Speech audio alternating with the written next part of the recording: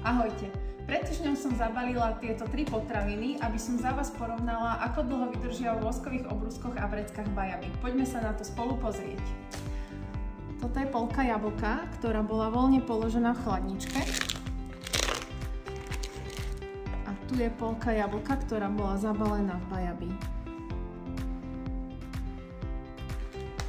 Potom tu máme papriku.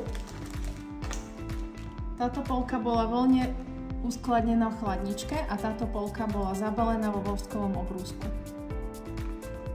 Potom som zabalila chlieb.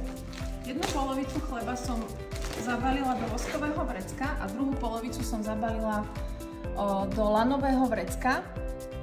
Táto polovica bola zabalená v lanovom vrecku, akože je celkom tvrdá, a táto polovica bola vo voskovom vrecku.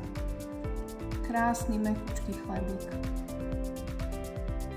Tak čo, presvedčil vás tento test?